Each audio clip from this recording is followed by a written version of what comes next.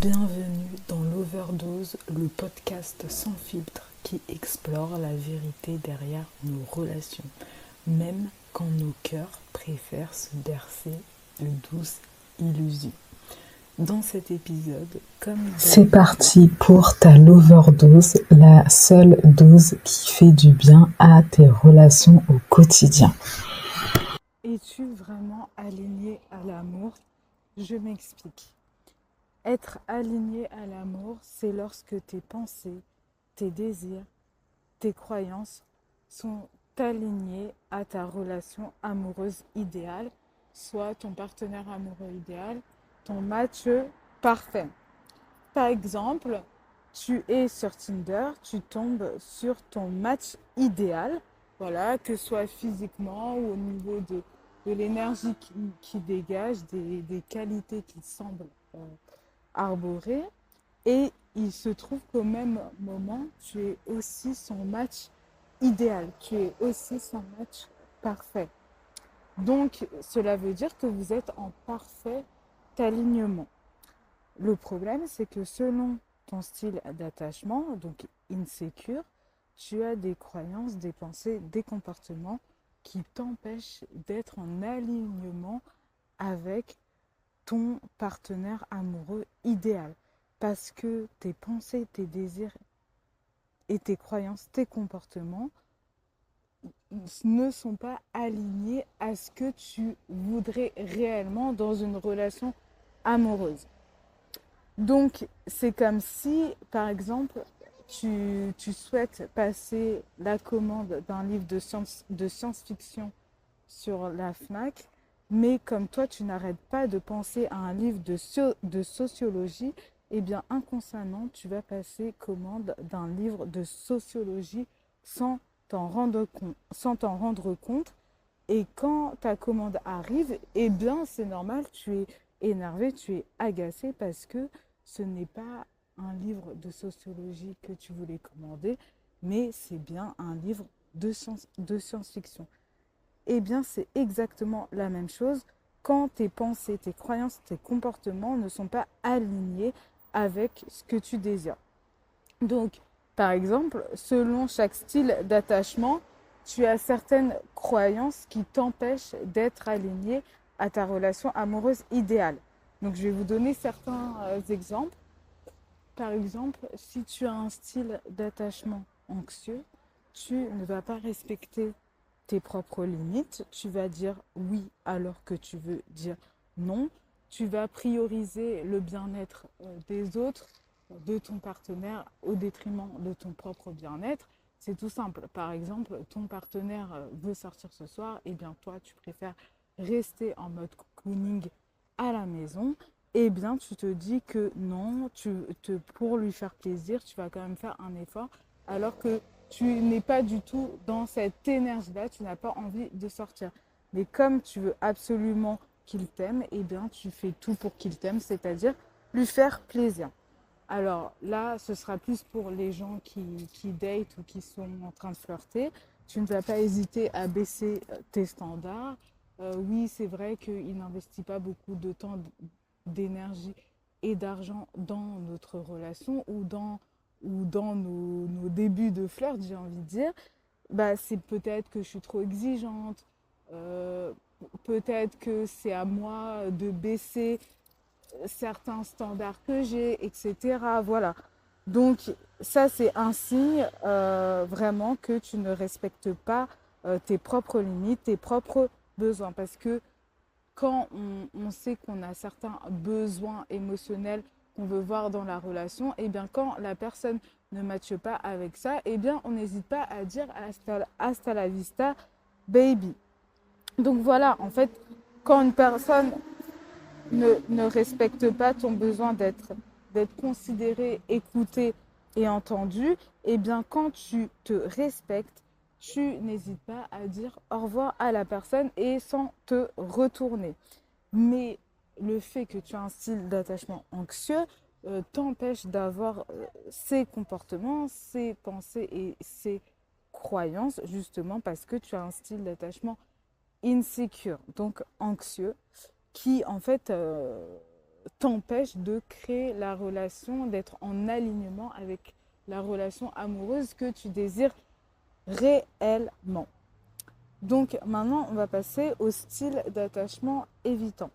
Donc le problème du style d'attachement évitant, c'est qu'il a une vision beaucoup trop idéalisée de l'amour. Et oui, oui, oui. Donc inconsciemment, pour le style d'attachement évitant, si son partenaire a des défauts, ce qui est normal parce que personne n'est parfait, eh bien, il ne va pas hésiter à critiquer son partenaire, à le rabaisser. Oh, tu devrais faire ci, tu devrais faire ça. Ou peut-être parfois arborer un intellectualisme méprisant. Oh, je sais mieux que toi tu es incapable, etc. Alors, au lieu de se dire dans sa tête, oui, c'est normal, la personne en face de moi a des défauts, mais elle a aussi des qualités. Ce que un style d'attachement sécure fait en soi, c'est-à-dire qu'il arrive bien à se dire dans sa tête que bah, personne n'est parfait et que oui, c'est vrai qu'elle a ces défauts-là, mais qu'elle a d'autres qualités et c'est pour cela que je suis avec elle.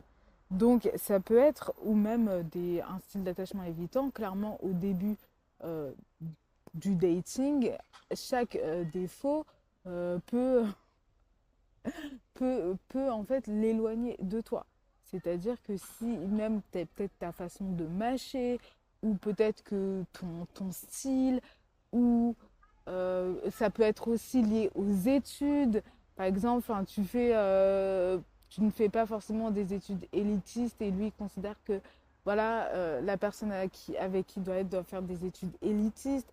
Voilà, c'est par rapport aux passions. Toi, t'es passionné de théâtre et lui, il est passionné de sport. Donc, il va te dire, on n'a pas les mêmes passions, donc on ne peut pas être ensemble. Des choses comme ça. Donc, c'est toujours mieux d'avoir les mêmes passions, je suis bien d'accord. Mais à un moment, voilà, on ne peut pas se ressembler à 100%.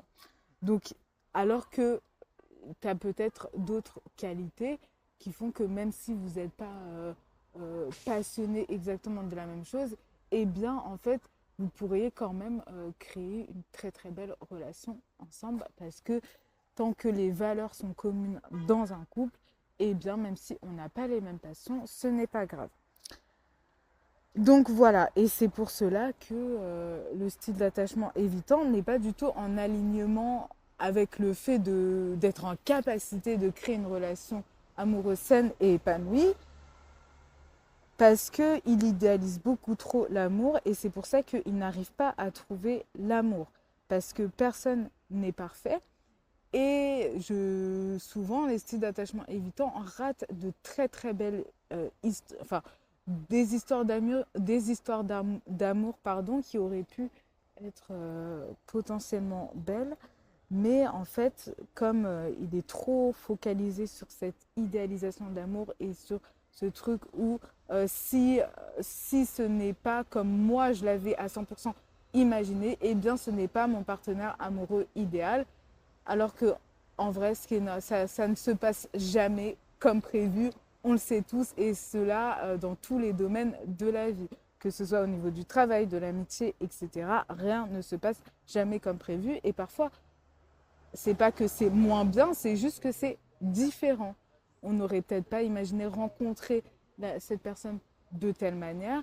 Et bien, au final, par exemple, on n'aurait peut-être pas imaginé rencontrer une personne sur Tinder. Peut-être son futur mari, on n'aurait peut-être pas imaginé rencontrer sur Tinder. Eh bien, il se trouve que si. Ou alors, on aurait imaginé le rencontrer plutôt sur les applications de rencontre. Et en fait, son futur mari, on va le rencontrer à un festival. Enfin, voilà. Donc, le style d'attachement évitant se ferme beaucoup de portes parce qu'il a un plan dans sa tête. Et si tu ne corresponds pas exactement à son plan, eh bien, chez l'attachement évitant, tu dégages. Voilà, c'est dit. Euh, voilà, je pense avoir tout dit.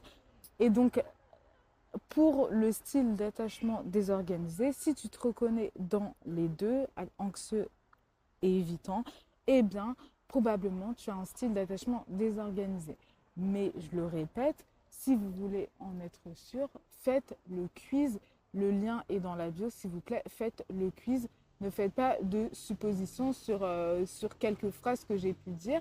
Là, c'est normal, c'est un épisode de podcast, etc. Donc, je ne vais pas pouvoir tout décrire, tout détailler à chaque fois par rapport à chaque style d'attachement. Mais voilà, n'hésitez pas à faire le quiz.